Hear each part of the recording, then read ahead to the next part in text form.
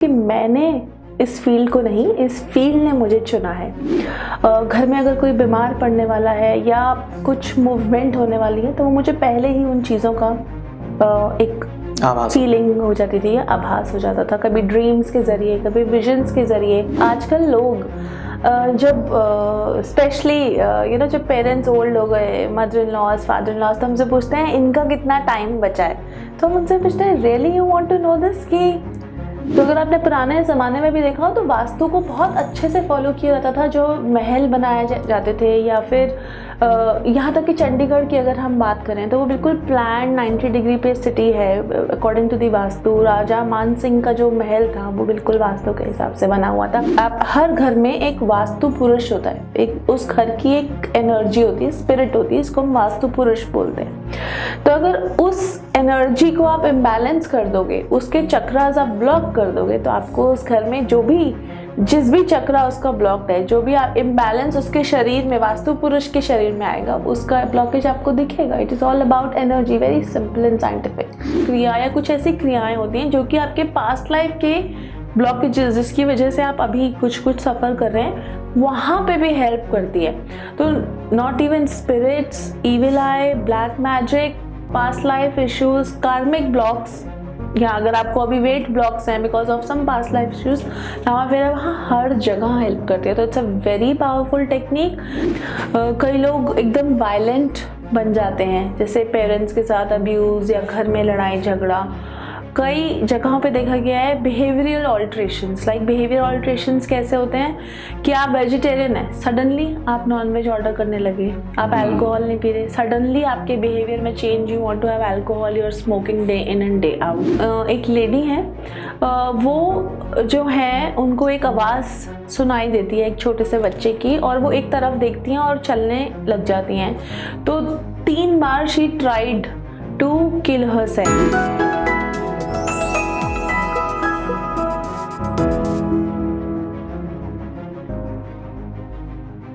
आज की कहानी है नंबर की। वो नंबर जो हमारे जन्म की तारीख में भी है और जन्म के समय में भी। कंधों पर टंगा हुआ वो बस्ता जिसमें 7 से 8 विषयों की किताबें, और स्कूल में हर एक विषय का 30 से 50 मिनट का वो एक क्लास। इन हर किसी चीज़ में छिपा है एक नंबर। और ये पूरी जद्दोजहद हम पूरे जीवन जो करते हैं वो किस लिए, कि हर साल के आखिर में परीक्षा में आने वाले हमारे अच्छे नंबर। अब विषयों की बात जब उठी ही है तो उस विषय का जिक्र कैसे ना हो जिसने पूरे जीवन हमारी जटिलता को कभी कम ही नहीं होने दिया। नाम है साहब गणित। गणित का पूरा जंजाल बंधा हुआ है अंकों में, जैसे अंग्रेजी में कहते हैं नंबर। जटिलता जब तक विषयों पे रहे तो फिर भी काम चला लिया जाए साहब, लेकिन जब हमारा जीवन ही जटिल विषय बन जाए तो फिर आस होती है आसमान में उस तारे की जो आंख मूंद कर जिससे कुछ मांगा जाए तो वो मुश्किल को पूरा हल ना कर पाए सही, लेकिन थोड़ी सी सहूलियत तो दे ही दे। तो उम्मीदों से भरे आसमान के उस तारे की और स्वदेश मूवी के उस गाने के बोल, ये तारा वो तारा हर तारा, और हमारे आज के गेस्ट, इन तीनों में एक चीज़ कॉमन है, तारा मल्होत्रा। तो मैम स्वागत है आपका। मैम के बारे में पहले बता दूं कि मैम न्यूमरोलॉजिस्ट हैं, एस्ट्रोलॉजर हैं, साइकिक एंड क्लेयरवॉयंट हैं, world record holder tarot queen हैं, वास्तु कंसल्टेंट हैं, एंजल हीलर हैं, एनर्जी हीलर हैं, teacher and spiritual life coach, और इसके अलावा काफ़ी लंबी फहरिस्त है, वो बहुत लंबी चली जाएगी। तो मैम आप एक बात बताइए कि इतनी सारी विधाओं में 18 साल का एक्सपीरियंस, तो ये आपने मतलब किस तरीके से, मतलब क्या रहा जिसके पीछे जो आपने ये फील्ड चुना? मैं इस बात को ऐसे कहना चाहती हूँ कि मैंने इस फील्ड को नहीं, इस फील्ड ने मुझे चुना है। तो बचपन से ही मुझे ड्रीम्स आया करते थे, विजन्स आया करते थे चीज़ों के बारे में, सिचुएशंस के बारे में, यहाँ तक कि प्लेसेस के बारे में।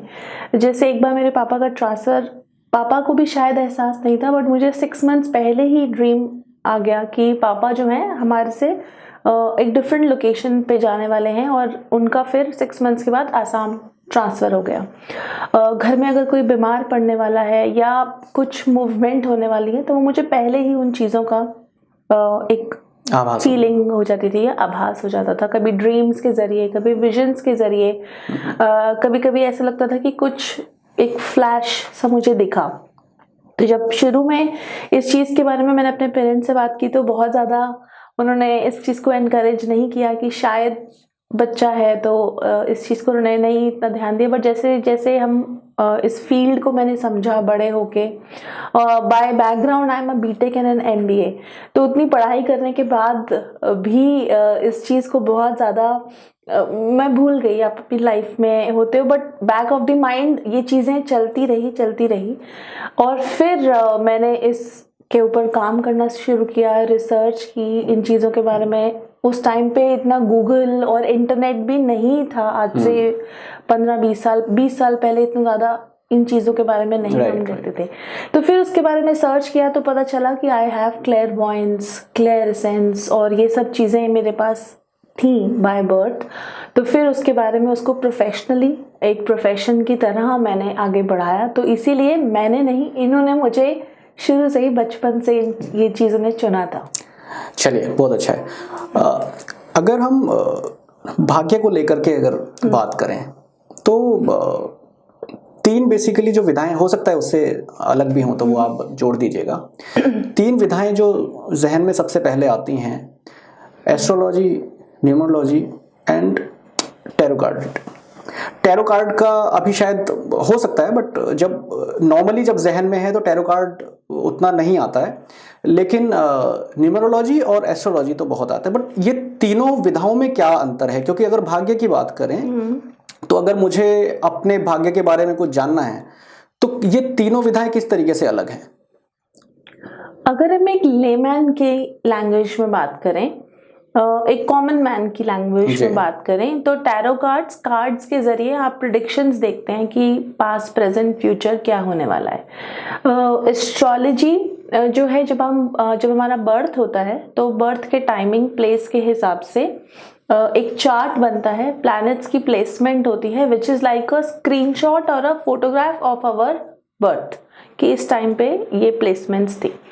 और न्यूमरोलॉजी, जिस डेट को हम आए इस दुनिया में, जिस दिन हमारा डेट ऑफ बर्थ आया तो उस दिन के हिसाब से क्या हमारे मिसिंग नंबर्स हैं हमारी ग्रिड के अंदर और क्या नंबर्स हमारे पास हैं जो हमारे स्ट्रॉन्ग हैं। तो लेमैन की लैंग्वेज में हम इसको ऐसे देखेंगे। बट अगर एक प्रोफेशनल हम इसमें पर्सपेक्टिव लेके आए तो एस्ट्रोलॉजी ने एक स्क्रीनशॉट दिया कि ये प्लेसमेंट्स हैं और यहाँ ये चार्ट है और ये इसके स्ट्रॉन्ग प्लैनेट्स हैं। नंबर्स ये बता रहे हैं कि फ्रीक्वेंसीज क्या है उस इंसान की। जैसे अगर आपके पास 111 है आपके डेट ऑफ बर्थ में, मतलब आप टॉकेटिव हैं, आप अपनी बात को एक्सप्रेस करते हैं, आप अपनी बात कह पाते हैं। और टैरो कार्ड्स जो है एक टूल है, एक माध्यम है प्रेडिक्शंस करने का कि ये काम मेरे लिए सही है, हाँ या ना, ये काम मुझे आगे सक्सेस दिलाएगा या पास्ट में मुझे ये करना चाहिए था। तो एक डिसिसिव टूल फॉर प्रेडिक्शंस है। तो ये सब जो है एक ओवरऑल एनर्जी या फिर एक फ्रीक्वेंसी की बात करते हैं। अगर मैं एक किसी की रीडिंग करने जाऊं, जैसे आप मेरे पास आएंगे तो मैं ओवरऑल सबसे पहले देखना चाहूंगी कि डेट ऑफ बर्थ के हिसाब से क्या कहाँ प्लेस्ड है। फिर मैं आपकी नंबर्स के हिसाब से देखना चाहूंगी ये इसके पास ये क्वालिटीज हैं या ये पर्सनालिटी ट्रेट्स हैं जो मैं न्यूमरोलॉजी से देखूंगी। और टैरो एज अ टूल को मैं शायद यूज करूंगी प्रिडिक्शन करने के लिए कि हाँ इनको ये जॉब लेनी चाहिए या नहीं लेनी चाहिए। कब लेनी चाहिए वो मैं एस्ट्रोलॉजी से शायद देखना पसंद करूंगी। टैरो भी बताएगा इसके बारे में, बट एस्ट्रोलॉजी कॉन्क्रीट दशा, महादशा, प्रत्यंतर दशा और सूक्ष्म दशा जो अगर उसमें दशा में अभी जॉब चेंज है ही नहीं, प्लैनेटरी ट्रांजिट्स में आपकी जॉब चेंज है ही नहीं, तो आपके एफर्ट्स वेस्ट चले जाते हैं। अगर टैरो बता रहा है कि आपकी एनर्जीज नेगेटिव हैं, आप एनर्जी वाइज स्ट्रेस्ड आउट हैं, आप एंजाइटी लेवल्स में हैं, तो आपकी दशा भी होगी, अंतरदशा भी होगी, बट एनर्जी लेवल्स इतने लो हैं कि हम उस डायरेक्शन में जा ही नहीं पा रहे। तो it is an amalgamation of different energies and different forms और हर कोई अपने अपने इंटरेस्ट के हिसाब से उसको यूज करता है एज अ टूल।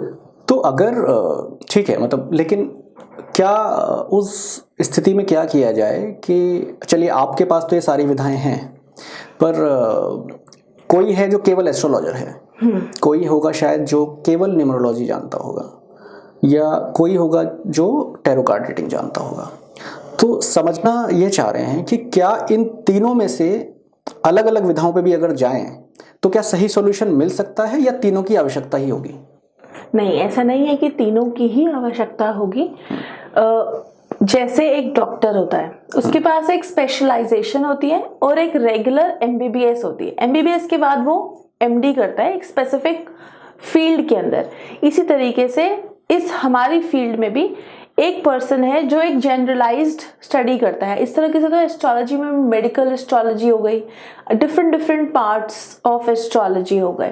तो अगर मेरे पास सिर्फ टैरो है तो हाँ, मैं तब भी प्रेडिक्शंस कर सकती हूँ, मैं तब भी गाइडेंस दे सकती हूँ। अगर मेरे पास न्यूमरोलॉजी है तो मैं उससे भी कि पर्सनल ईयर क्या है, चैलेंज नंबर्स क्या हैं, पिनिकल ईयर्स क्या हैं, बहुत सारी डिटेल्स होती हैं। They are very wide subjects and in itself very strong to give you the result. Astrology है वो तो अपने आप में ही इतनी बड़ी शाखा है कि अभी भी अगर आप उसको पढ़ना शुरू करोगे तो शायद 20 साल में भी आप कहोगे कि अभी और बचा है। तो यस, इंडिविजुअली भी आप उसको यूज कर सकते हो, but when you use N amalgamation it gives you a better and a wider perspective.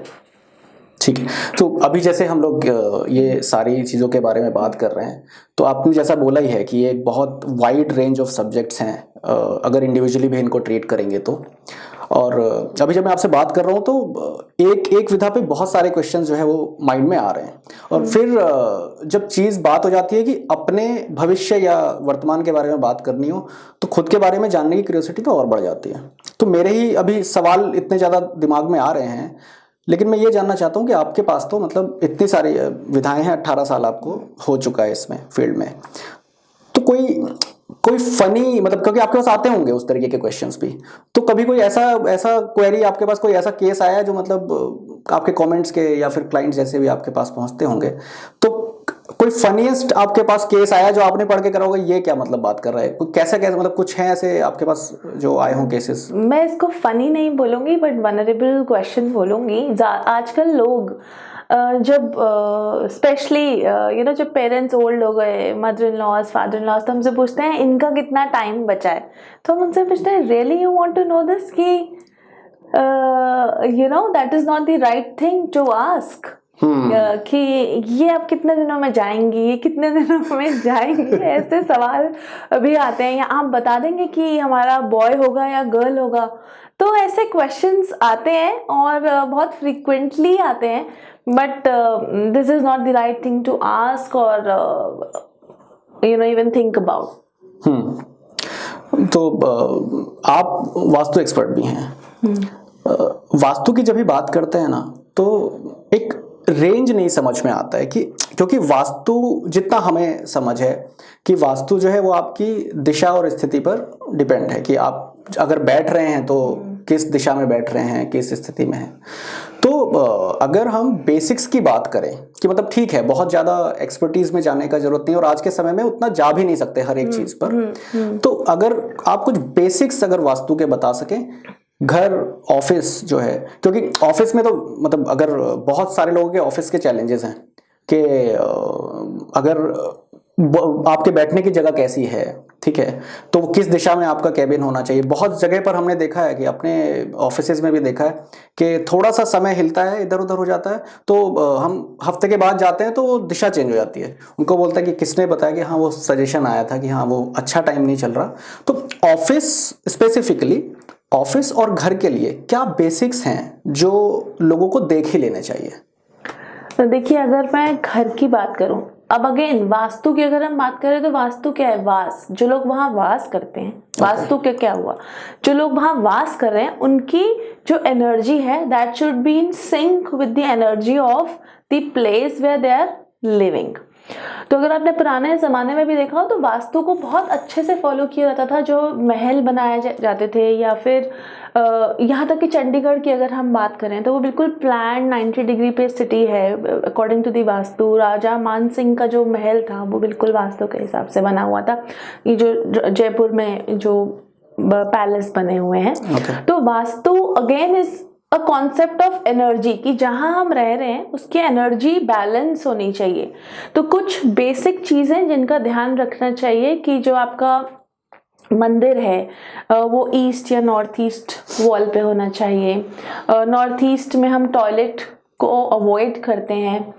अगर हम किचन बनाना चाहते हैं तो हमारा एटलीस्ट किचन, क्योंकि अब आजकल लोग फ्लैट्स में भी रहते हैं, अपार्टमेंट्स में भी रहते हैं, तो अगर उसमें टावर्स बने हुए हैं तो बहुत डिफिकल्ट है कि आप वहाँ पे स्ट्रक्चरल चेंजेस को ला सकें, बहुत ज़्यादा इनकॉर्पोरेट कर सकें अगर आपके अपने घर में है। तो ये बेसिक चीज़ें कि किचन में जो एटलीस्ट अब आप स्टोव रखें वो साउथ अग्निकोण में आप रखें। मास्टर बेडरूम जो बनाएं उसको साउथ वेस्ट का आप बनाएं।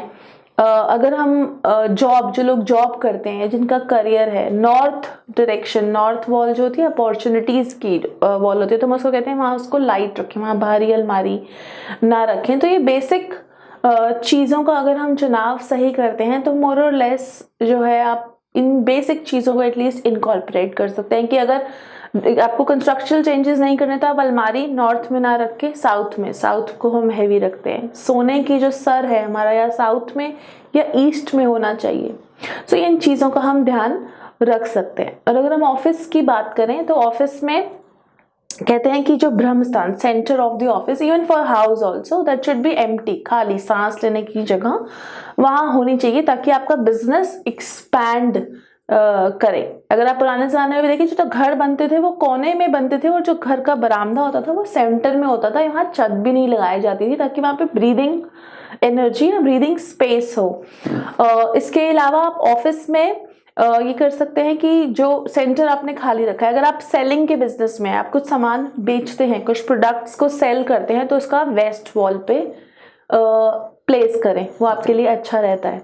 एंट्रेंस अगेन अगर ऑफिस की बात करें तो नॉर्थ अगेन अपॉर्चुनिटीज़ की है। अगर आपको बिजनेस अपॉर्चुनिटीज़ आएंगी तभी तो आप ग्रो करेंगे, तो आप नॉर्थ वॉल को थोड़ा सा एम्प्टी रखें या वहाँ पे वाटर बॉडीज, चलता हुआ पानी, ये छोटी छोटी चीज़ों का अगर हम ध्यान रखेंगे, and these are very basic things जिनको हम इनकॉर्पोरेट कर सकते हैं। तो ये वास्तु के हिसाब से तो आपके पास में केसेस काफ़ी आए होंगे, आपने काफ़ी केसेस को सॉल्व भी किया होगा, स्टडी भी किया होगा। तो आपके पास मतलब कोई केसेस ऐसे हैं जिसमें आपने देखा हो और वास्तु का इतना ज़्यादा दोष हो और फिर उसके मतलब परिणाम बहुत ज़्यादा खतरनाक हो, ऐसे कोई आपके पास हैं, आए हैं? डेफिनेटली कुछ साल पहले मेरे पास एक केस आया कि एक फैमिली ने एक नए घर में शिफ्ट किया और उनके जो जितनी भी सीवर लाइन थी, जितनी भी अंडरग्राउंड सीवर लाइन थी, वो ईस्ट से होती हुई, बेसिकली ईस्ट वॉल से कटती हुई साथ साथ साउथ वेस्ट और साउथ को कट करके बाहर जा रही थी, जिसके कारण जो उस घर में लेडी थी, with in 4 years she developed gastric issues, acidity issues, tumors and ulcers in her digestive tract. And जब चेकिंग करी पता चला तो धीरे धीरे it turned into uterine cancer. So this was because the vastu of that house was so impacted. Not just this was the main cause of the underground sewer line was the main cause, but there were other defects of the kitchen and the sleeping bedroom also.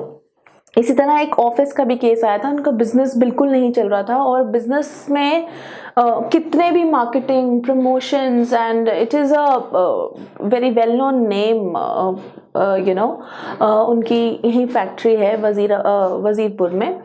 तो उन्होंने कितनी marketing करी, अच्छी अच्छी, you know, they hired even film actresses to do their promotions and everything, nothing working for them.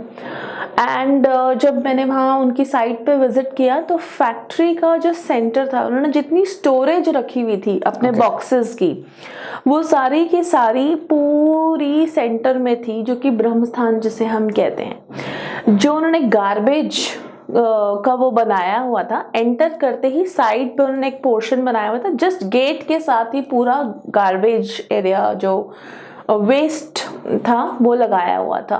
So these few things not only stop the business, but क्योंकि entrance पे इतना you know negative heavy waste tha, which attracted so much of negativity also in the place, and the visiting card also had the issues in it. So after correcting all of it, within a span of 3 months, the work started flowing, and यहाँ तक कि उनके जो employees थे, they were always unhappy. No matter how much they paid, Diwali bonus and everything, the labor issues were also there. So we changed the complete inventory storage and the entrance, and हमने gate का color, the entrance and everything we changed, and now they're doing pretty well, and you will be seeing them. They are on TV as well, television ads etc. सब अच्छे से चल रहा है अब. तो the business has started flourishing in last 6 months. So मतलब वास्तु अगर वैसे देखें, इन केसेस को जब सुनते हैं तो बहुत बड़ा रोल है वास्तु का, अगर इस हिसाब से देखें तो जो है वही चीज़ है कि अगर बॉडी के हिसाब से भी देखें तो डॉक्टर को चेकअप तो करा ही लेना चाहिए. तो जब इतना बड़ा काम करते हैं तो सिंपल सा गेम ये है कि भाई जाकर के एक बार, भले ही विश्वास हो या ना हो, पर एक बार जाकर के चेक जरूर करा लो वास्तु, अगर जगह बना रहे तो इसलिए होना चाहिए क्योंकि हमारी इतनी इम्पोर्टेंट सिटी लाइक चंडीगढ़, पूरा जयपुर के जितने भी पैलेसेस बने हुए हैं, सब दे प्लान्ड एंड बेस्ड वास्तु. पुराने ज़माने में भी लोग उनको फॉलो कर रहे हैं, क्योंकि जैसे मैंने आपको बोला, पुराने ज़माने में बीच का बरामदा खाली रखा जाता था. इवन बोलते थे शौच करने के लिए आप बाहर जाएं, घर में डिस्पोजल ऑफ वेस्ट भी नहीं वो करते थे. So they were all, this was all ठीक है. अब obviously it is not possible कि हम बाहर जाएंगे, बट हमने उसका एक डायरेक्शन बनाई है फिर वास्तु में, disposable of waste. So Vastu is important because in a nutshell, अगर हम डॉक्टर के पास भी जा रहे हैं तो हम क्या करने जा रहे हैं, हमारी एनर्जीज इम्बैलेंस्ड है, एनर्जी हमारी इम्बैलेंस्ड होगी, चक्रास ब्लॉक्ड होंगे, उससे रिलेटेड आपके ऑर्गन में इश्यू आएगा. इसी तरीके से आपका घर हर घर में एक वास्तु पुरुष होता है, एक उस घर की एक एनर्जी होती है, स्पिरिट होती है, इसको हम वास्तु पुरुष बोलते हैं. तो अगर उस एनर्जी को आप इम्बैलेंस कर दोगे, उसके चक्रास आप ब्लॉक कर दोगे, तो आपको उस घर में जिस भी चक्रा उसका ब्लॉक्ड है, जो भी आप इम्बैलेंस उसके शरीर में, वास्तु पुरुष के शरीर में आएगा, उसका ब्लॉकेज आपको दिखेगा. It is all about energy, very simple and scientific. ये आप जैसे जैसे बातें कर रहे हो ना, मुझे पूरा इमेजिनेशन जो है वो अपने घर का आ रहा है. अभी लास्ट ईयर जो है वो घर का कंस्ट्रक्शन कराया, और अभी मुझे पूरा घर जो है वो, आप जैसे जैसे दिशाएं बताते जा रहे थे तो मैं अपने घर में घूम रहा हूँ. तो जो है, हालांकि आप एक चीज़ और बताइए, मैं अपने ही घर का एक सवाल पूछ लेता हूँ क्योंकि वो बहुत ज़्यादा चर्चा में रहा. हम लोग जो है वो स्पेस यूटिलाइजेशन के वजह से जब सीढ़ियाँ चढ़ रही हैं तो सीढ़ियों के नीचे एक स्पेस बच जाता है, तो उसमें काफ़ी लोग जो है वो स्टोर बना लेते हैं. लेकिन हमारे यहाँ पर काफ़ी ज़्यादा द्वंद चला कि वो स्टोर नहीं बनाना है, कि वो नहीं बनता है. हालांकि I was in favour of making that, but फिर भी खैर अल्टीमेटली वुमेन पावर चलता ही है, तो घर में वही चली और नहीं बना. देखिए, जब हम सीढ़ी बनाते हैं तो ऑलरेडी वहाँ पे हम उस स्पेस को एक वेट, एक एनर्जी को हम कट करते हैं. सीढ़ी बनाने के लिए आप उस डायरेक्शन को कट करोगे. फॉर एग्जांपल वो साउथ में बन रही है या वेस्ट में, जिस भी आप डायरेक्शन में बनाने जा रहे हैं, जो राइट डायरेक्शन है वैसे वही सीढ़ी बनानी चाहिए. अगर आप वहाँ बना रहे हैं, उस स्पेस को कट कर रहे हैं, तो वहाँ पे आपने पहले ही एक एनर्जी कट लगा दिया. उसके बाद अगर आप वहाँ पे स्टोर बना के क्लटर, कई लोग जूते शू रैक बना देते हैं, which is like not acceptable. आपको घर के अंदर डिजीजेस या मनी ब्लॉकेजेस आनी शुरू हो जाती हैं. इसीलिए बोलते हैं जो सीढ़ियों के नीचे का स्पेस है उसको खुला छोड़ना चाहिए जितना हो सके. वहाँ पे क्लीनिंग, लोगों के जाले लग जाते हैं, वाइट वॉश भी कराएंगे तो पूरे घर का कराते हैं, उस स्पेस को छोड़ दिया जाता है क्योंकि वहाँ घुस के उसकी सफाई करना मुश्किल होता है. रादर उस स्पेस को आपको ज़्यादा क्लीन एंड एयरी रखना चाहिए ताकि एनर्जी फ्लो जो भी वहाँ पे क्रिएट हुआ है वहाँ से मूव करता है. वहाँ पे एक आपको एक like moving like a bell or something also you can hang for the energy to keep moving and decluttering. Okay. Flats में हमने वैसे ज़्यादातर ये वाला चीज़ देखा है जो शूज़ की जब आप एंट्री कर रहे होते हैं तो मेन गेट पे साइड में एक शू रैक, आपने क्योंकि शू रैक का जिक्र किया तो इसलिए मुझे वो वाला चीज़ याद आया. वो सही नहीं है. जैसे मैंने आपको फैक्ट्री का भी बताया कि उन्होंने क्या किया था. शू रैक क्या है, आप वहाँ पे अपने जो बाहर की जितनी भी एनर्जी है आप उसको छोड़ के आप अंदर जाते हैं, विच इज़ राइट. पुराने ज़माने में भी ऐसे ही होता था कि आप जो बाहर की चप्पल है या जूता है उसको आप बाहर छोड़ के अंदर जाते थे और वहां आप अंदर का आपने अलग एक रखा होता था जिसको आप पहनते थे, which is absolutely right. But वहां पे एक ऐसे रैक पूरा ढेर बना देना is like cluttering the energies, वहां पे एनर्जी का ब्लॉक। तो you can have at least you can have one pair which is like a, पर वहां पे प्रॉपर एक रैक बना के उस एनर्जी को क्लटर करना is not right। सो अभी जैसे मैं पहले कह रहा था कि ये एक एक चीज़ पर जाएंगे तो बहुत ज़्यादा मेरे तो अभी से दिमाग में इतने ज़्यादा क्वेश्चंस हैं, बट सारे विधाओं को क्योंकि मैं टच करना चाह रहा हूँ बेसिकली इस समय में अपने, तो वास्तु से जो मैंने इंट्रो में जो शुरू किया था और जो है उसको वो नंबर जो है नंबर की बात, तो मैं न्यूमरोलॉजी पे थोड़ा सा शिफ्ट होना चाह रहा हूँ। ये आजकल देख रहे हैं कि सेलिब्रिटीज़ हैं अपने, हम देखते हैं तो वो जो है पहले हम उनके कुछ और नाम पढ़ते थे, अब उनके नाम चेंज देखते हैं। इवन कुछ बड़े शोज भी हैं जिनको अभी रिसेंटली देखा है कि उन्होंने शायद अपने कुछ, if I am not wrong, तो उन्होंने अपने टाइटल्स में जो है वो चेंज किए हैं। इसका क्या रिलेवेंस है, मतलब अगर लक को लेकर के देखेंगे तो? देखिए, जैसे आजकल हम देखें आयुष्मान खुराना ने अपना नाम के स्पेलिंग्स में चेंज किया, काजल ने काजोल किया, बहुत सारे सेलिब्रिटीज़ अपने नाम के अंदर चेंजेस करते हैं। तो उसका कारण क्या है? उसका कारण ये है कि नाम एक ऐसी चीज़ है जो आपके साथ बर्थ से लेके आपके डेथ तक चलता है, just like your date of birth. Even after your death also you are called by your name, है ना। आपको कोई ये नहीं कहता, आपकी जो सर्टिफिकेट हर जगह पे आपका नाम एक बार ही हमने रख दिया तो वो आपका रहता है। That means two things are consistent from your date you are born, your name and the day on which you are born. अब जिस दिन हम पैदा होते हैं, जैसे अगर किसी का 28 है, यानी उसका नंबर बना 1, 2 + 8 is 1, सूर्य का नंबर, यानी 1 के साथ कौन सी एनर्जी जेल होगी? 9 अंकों में से एक हो गया 1, बाकी बचे 8 अंकों में से कौन सी एनर्जी जेल होगी?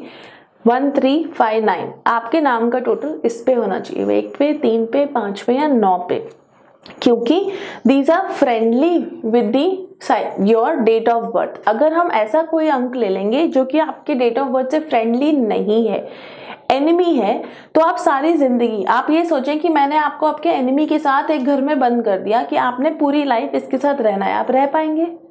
नहीं रह पाएंगे। तो अगर आपका नाम ही आपका एनिमी नंबर है या आपके साथ फ्रेंडली नहीं है, आपके साथ कंपैटिबल नहीं है, इनकम्पैटिबल है, तो आप उसके साथ अपनी लाइफ में स्ट्रगल्स अलग अलग टाइप से, जॉब में स्ट्रगल आ सकती है, हेल्थ में, रिलेशनशिप में, different struggles you face in your life.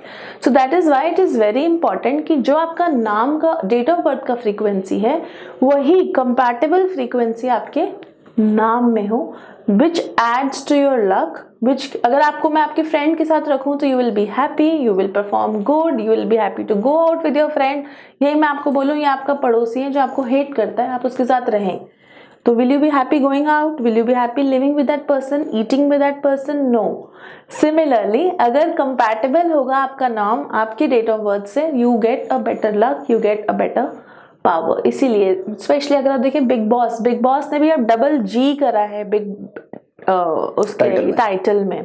So yes, these things matter, और ये कंपनी नेम में भी मैटर करती हैं, बिजनेस नेम में भी मैटर करती हैं, बेबी नेम में भी मैटर करती हैं। तो आजकल हमारे पास केसेस आते हैं, लोग बचपन से ही, क्योंकि जिस नक्षत्र में आपका बेबी का बर्थ हुआ है, जिस राशि में आपके बेबी का बर्थ हुआ है, उसके अकॉर्डिंग फेवरेबल फ्रीक्वेंसी नेम, तो हमने एस्ट्रोलॉजी और न्यूमरोलॉजी को यहाँ पे एमैलगमेट कर दिया, and then we give you a proper name. So अभी आपने एक एग्जांपल दिया कि फ्रेंड के साथ और बोला, तो पार्टनर का फ्रीक्वेंसी भी मैच करता है क्या? बिल्कुल बिल्कुल। जब लोग हमसे मैच मेकिंग के लिए आते हैं, तो not just we match their astrological charts, but we also match their names. तो आपने कई बार देखा हो कि मैरिज के बाद नाम एस्ट्रोलॉजी में भी लोग चेंज करते हैं मैरिज में, बट मैरिज में जब हम न्यूमरोलॉजी से कंपैटिबिलिटी देखते हैं तो वहाँ पे हम नेम कंपैटिबिलिटी भी देखते हैं। So we match, there are 5 parameters that we match in numerology for a match making, so we match the name also. So इस नाम में जैसे हमारे एक आपका फर्स्ट नेम हुआ, एक मिडिल नेम हुआ और एक लास्ट नेम हुआ, तो ये पूरा टोटल पे डिपेंड करता है या फिर केवल आपके फर्स्ट नेम पर? सी बहुत अलग इसमें मैं डायरेक्शन में जाऊंगी, क्योंकि हर एक से अलग अलग नंबर डिराइव होते हैं। कहीं से आपका सोल नंबर, कहीं से आपका पर्सनालिटी नंबर, कहीं से आपका इंसेस्ट्रल नंबर। जो आपका सरनेम होता है वो इंसेस्ट्रल नंबर की एनर्जी देता है। बट जब हम नेम कंपैटिबिलिटी देखते हैं then we take the full name of the person. Full name. So इसमें मतलब ये मैंने इसलिए पूछा आपसे क्योंकि अगर इंडियन कल्चर के हिसाब से देखेंगे तो फीमेल का जो है वो टाइटल चेंज होता है मैरिज के बाद। सो क्या वो उस पे फर्क पड़ता है फिर लक पे? यस, फिर हम change we recommend a change. तो मैम ये बुरी नजर जो है वो क्या होता है? और दूसरा एक चीज और है, कहते हैं कि अपनों की भी नजर लग जाती है, ठीक है? तो जो है पहला सवाल तो ये है कि बुरी नजर वाकई में कुछ होता है, और अगर होता है तो उसके इम्पैक्ट कितने ज्यादा हो सकते हैं? सबसे पहले समझते हैं नजर क्या कैसे लगती है, क्या होता है। नजर इज जस्ट कि एक अनइंटेंशनली कोई एक एनर्जी आपकी तरफ आती है। और नजर बहुत जो होती है, अगर बहुत बोलते हैं बुरी नजर और एक नजर मीठी नजर, तो पेरेंट्स के हमेशा बोलते हैं कि मीठी नजर होती है, और कोई एनवी और जेलसी से देखे तो बुरी नजर, जिससे आपका नुकसान होने लगता है। तो उसको उतारने का हम बहुत टाइम से फॉलो करते हैं कि आप नमक लो, उसको एंटी क्लॉकवाइज आप वार लो और पानी में डाल दो, या रेड चिलीज ले लो 7, उसको करके आप वार के अपने ऊपर से एंटी क्लॉकवाइज आप उसको बाहर जला दो, या फिर सैटरडे जो है आप सरसों के तेल से नजर। So these are common things that you can use to get rid of evil eye।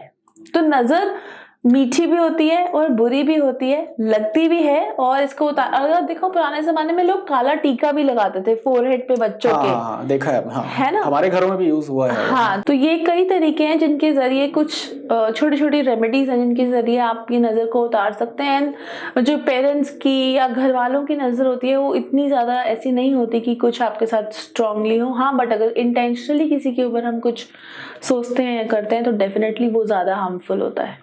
तो इसी में जो है आजकल बहुत सुनने में आ रहा है लामा फेरा हीलिंग करके, तो इसका क्या नजर या तंत्र विद्या से मतलब किस तरीके से काम करती है ये बेसिकली? लामा फेरा हीलिंग एक बुद्धिस्ट हीलिंग टेक्निक है। लॉर्ड बुद्धा के जरिए हम हीलिंग करते हैं। अच्छा। और उन्हीं के जरिए हम एनर्जी को चैनल करते हैं टुवर्ड्स द पेशेंट और द क्लाइंट और person who is suffering.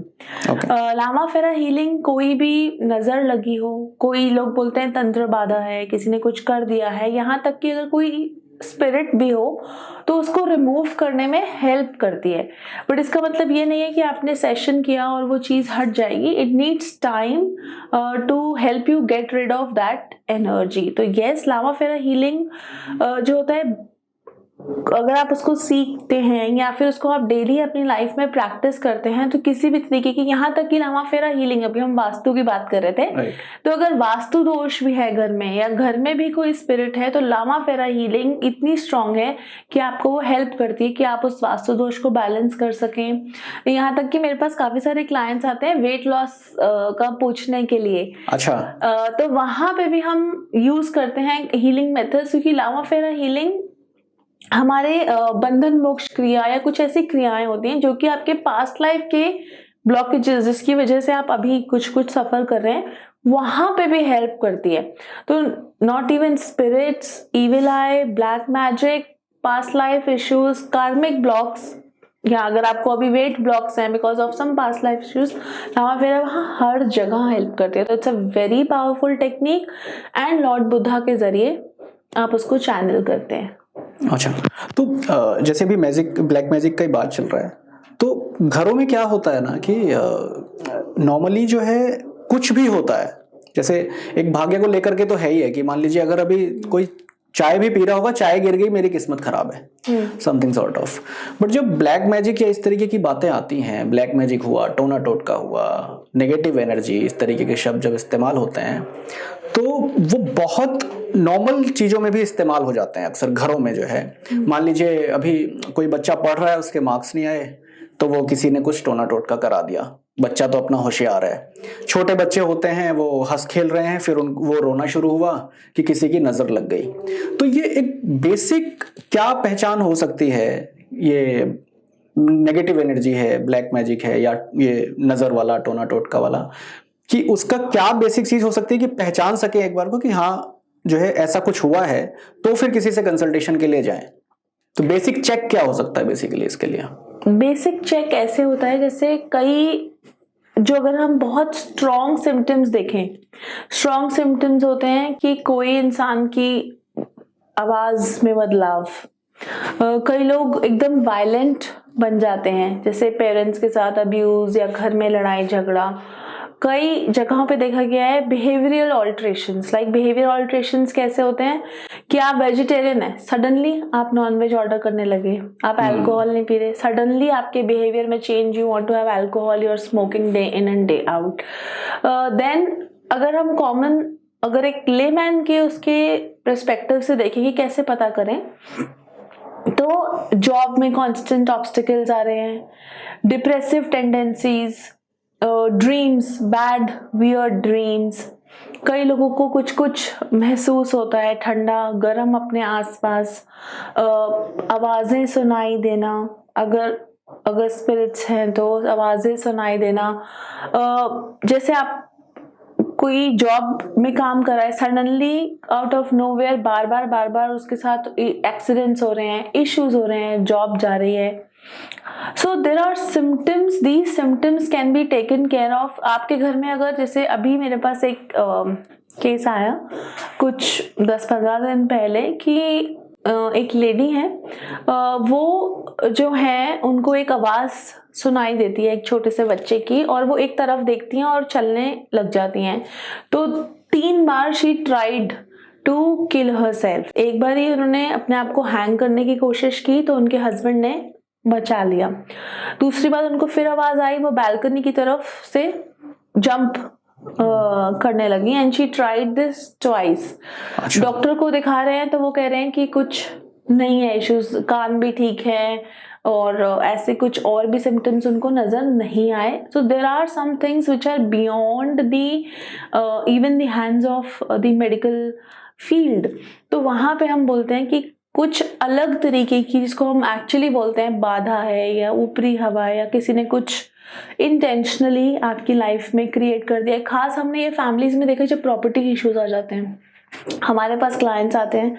I had this client, वो बनारस की साइड के कहीं के क्लाइंट थे, उनका कुछ एक फैक्ट्री का डिस्प्यूट था। तो ब्रदर्स में ही किसी ने जो था इंटेंशनली वो कराया कि प्रॉपर्टी जो है उनके नाम पे हो जाए। एंड जब हमने प्रॉपर्टी पे जाके उनको बताया मैंने कि आप चेक करो, तो उनको उस जगह उस फैक्ट्री में उनकी अलग अलग जगह पे कुछ कुछ ऐसी चीजें मिली, कहीं पे एक डॉल मिली, कहीं कुछ कुछ ऐसी चीजें मिली कि जानबूझ के जैसे ब्लैक मैजिक कराया गया। तो डेफिनेटली ये चीजें होती हैं। नॉर्मल लेमैन इन्हीं चीजों से पता कर सकता है कि बिहेवियरल चेंजेस हैं, हेल्थ इश्यूज आने लग गए हैं, बॉडी पे स्क्रैचेस हो गए, किसी ने ब्लैक मैजिक, अगर आपको सिम्टम्स दिखते हैं तो मतलब something which is not natural. अगर आप किसी के साथ रहते हैं, आप अपनी वाइफ के साथ रहते हैं, तो एक आपका पैटर्न है रहने का जो आप पिछले 5 years या 10 years से, suddenly there is a change in that because of which is not positive, which you are feeling is not right, है ना। खाना एकदम से बंद कर दिया 2 दिन 3 दिन, and there is, और ऑफिस में कोई इशू नहीं है, कहीं कोई इशू नहीं है, बट या एकदम ओवर ईटिंग स्टार्ट कर दिया आपने, you know, there are many other things that you can take care of. Okay, तो ये तो मतलब इसमें एक केस तो हुआ कि जो अनवांटेड एनर्जीज जो है वो आपके किसी भी इंसिडेंटली जो है वो आपके पास आ गए। जैसे हमने बहुत सारे केसेस सुने हैं कि वो आप हाईवे पर जा रहे हैं, ठीक है ना, और आप उतरे हैं किसी पेड़ के पास, और ये तो इस तरीके का चीजें, गलती से आपका पैर कहीं पड़ गया, कोई चीज नीचे आ गई और अनवांटेड स्पिरिट जो है वो आपके पास। लेकिन बहुत सारे केसेस ऐसे हैं जिसमें आपकी फैमिली के स्पिरिट्स जो हैं वो जो है काफी बार बहुत ज्यादा डेंजरस भी हो जाते हैं। तो एक समय पर वो लोग जो आपके अपने हैं तो वो उस तरीके से कैसे कन्वर्ट हो जाता है, मैं बस इसलिए पूछ रहा हूँ आपसे क्योंकि ये मेरी खुद के फैमिली में ये एक केस है। हमारी मौसी थी, मतलब मेरी मॉम से छोटी बहन है, वो काफ़ी पहले, मतलब इंदिरा गांधी के टाइम की बात है, तो उस टाइम पर तो उनको डॉरी के चक्कर में उनके ससुराल वालों ने जला दिया था। तो मैंने तो नहीं देखा खैर कभी, बट वहां पर आज भी घर में, मेरे ननिहाल में आज भी उनका एक अलग से उनको एक जगह दी हुई है। तो जो है वो, और मतलब जो किस्से मैंने सुने हैं नानी से और उनसे कि वो आती थी, कोई भी फंक्शन हो या कुछ है, बट पहले वो आती थी और वो अपनी जगह मांगती थी। तो ये किस तरीके का है, मतलब जो ये स्पिरिट्स अपने ही लोगों को किस तरीके से परेशान करती है, या फिर आपके पास कोई ऐसा केस आया हो, मतलब जिससे लगाओ कि बहुत, मतलब जैसे आप तो रोज रहते हैं इन सब कामों में, बट कोई, जैसे मैं तो अभी बोल भी रहा हूं तो गूज़बम्स हो रहे हैं क्योंकि डर लगता है ऐसी चीजें वो सुनते हुए। तो आपके पास कोई ऐसा केस आया है कि मतलब आपको भी डर लगाओ कि ये क्या हो रहा है? देखो, सबसे पहली बात, जब आप ये बात बोल रहे थे, आपने खुद मेंशन किया कि उनकी डेथ जो थी वायलेंट वे में हुई। जब ऐसी डेथ्स होती हैं जहाँ पे violence, rape, brutal behaviours, physical abuse, इस तरीके की चीजें देखी गई हैं, ज्यादातर जब ऐसी चीजें होती हैं तो जो एनर्जीज, बिकॉज स्पिरिट क्या है, स्पिरिट अब एक एनर्जी का फॉर्म रह गई, वो फिजिकल बॉडी तो नहीं है, एक एनर्जी का फॉर्म जब वो रह जाती है, तो जो उस एनर्जी पे या सोल पे जो इम्प्रेशन, लास्ट इम्प्रेशन उस बर्थ का आया, that was a violent one. Plus जो उनका जाने का तरीका था, that was also not natural.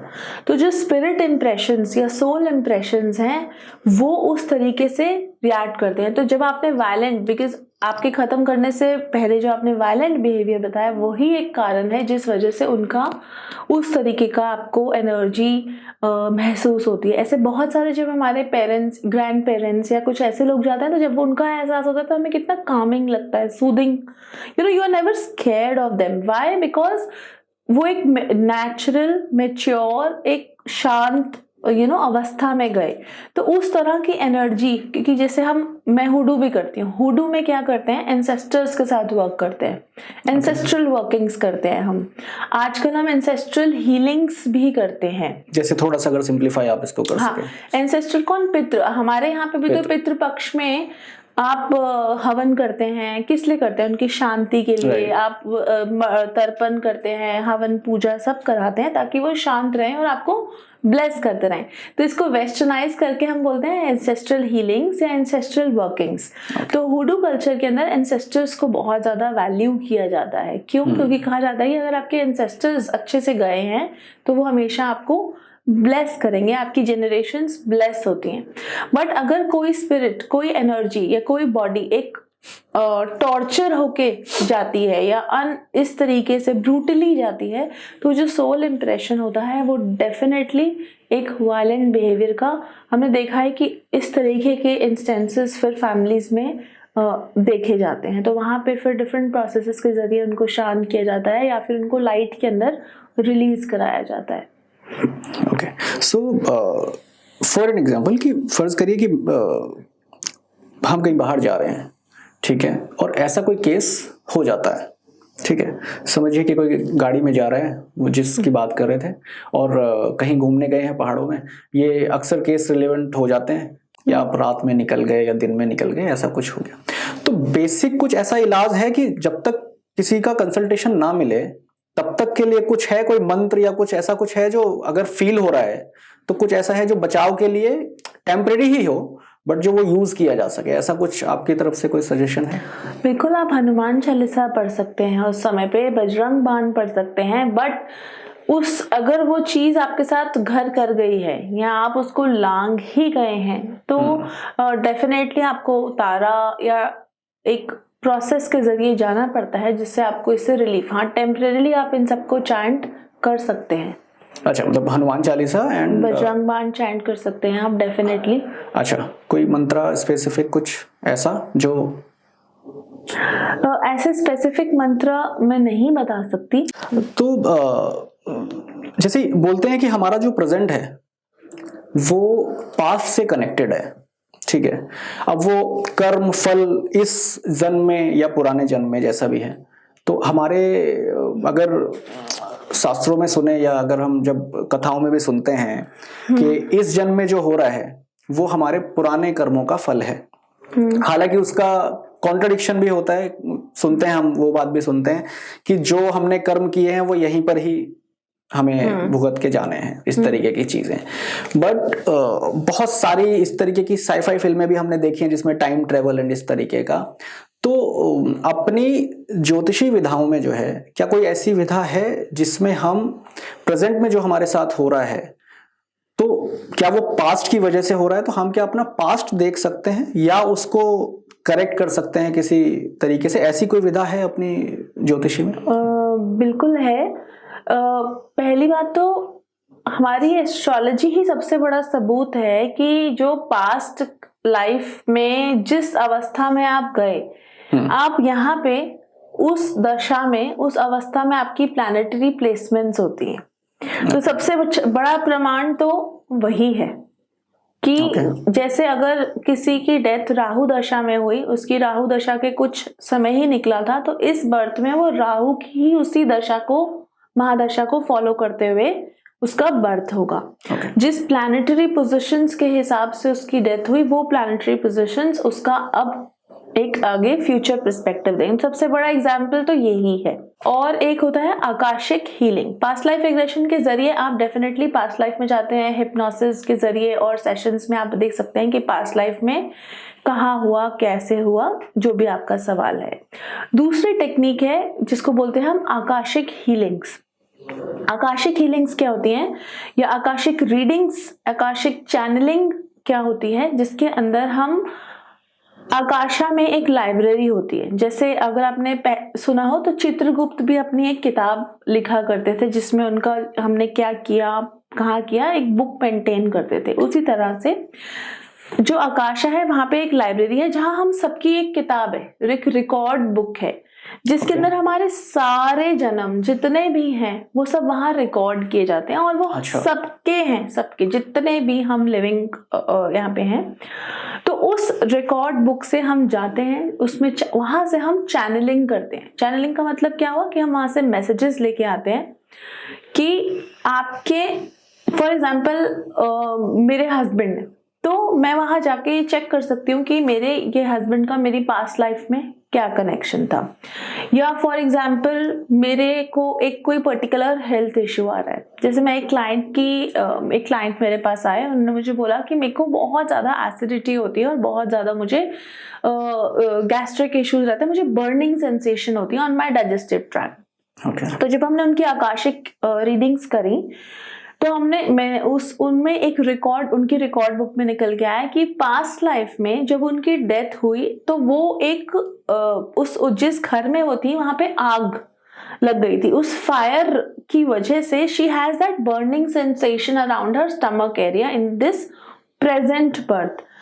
तो आकाशिक हीलिंग्स जो होती हैं हमारे पास्ट की सारी इंफॉर्मेशन रखती हैं, सारे रिकॉर्ड्स की, और उसको हम एक्सेस करते हैं, वहां से हम चैनलिंग करते हैं। यहाँ तक कि आकाशिक हीलिंग्स जो होती हैं, जैसे कई हमारे डिसीज्ड होते हैं उनके वहां से भी हम चैनलिंग कर सकते हैं, जिसको हम बोलते हैं ऑटोमेटिक राइटिंग। कि उनसे मैसेजेस लेके, या कई बार कुछ ऐसे लोग चले जाते हैं कि यहाँ पे जो रह जाते हैं वो कुछ बात करना चाहते हैं, कम्युनिकेट करना चाहते हैं, तो ऑटोमेटिक राइटिंग के जरिए हम उनसे बात कर सकते हैं। आपके कुछ कार्मिक इश्यूज हैं, आपकी जैसे बार बार अभी पीछे ही एक केस की बात हो रही थी, तो that girl had 2 divorces already, she is in Australia.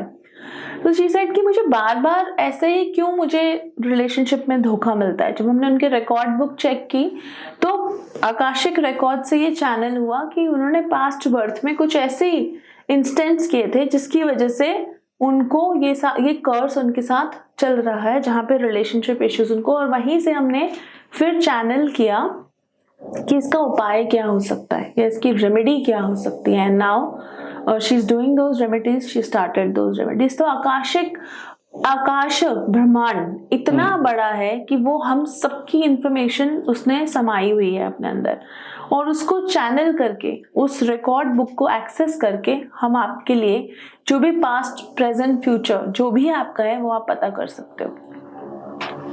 तो मेरे पास तो बहुत सारे सवाल हैं इससे जुड़े हुए। फिर मतलब जो है, अगर मैं तो समय हमें शायद अलाउ नहीं करेगा, पर डेफिनेटली जो हमने आज पूरा बात किया मैम आपसे जितना भी, तो इतनी सारी विधाएं हैं, तो मुझे तो लगता है कि हम जो है 1-1, 2-2 घंटे का पॉडकास्ट जो है वो हर एक टॉपिक को लेके कर सकते हैं। लेकिन आज बेसिकली ये था कि हर एक टॉपिक पे बेसिक जानकारी जो है वो अपनी ऑडियंस के लिए जुटा दें।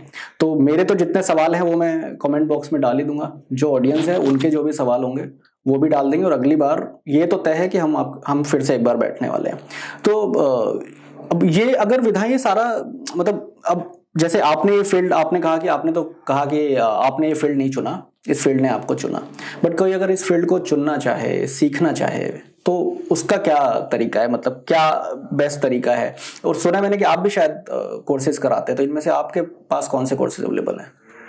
अगर कोई इस रास्ते पे आना चाहता है, सबसे पहले मैं तो यही कहती हूँ कि आप एक बात बताओ कि आप इंजीनियर ही क्यों हो, या आप एक पॉडकास्ट ही क्यों कर रहे हो, आप कोई और काम क्यों नहीं कर रहे?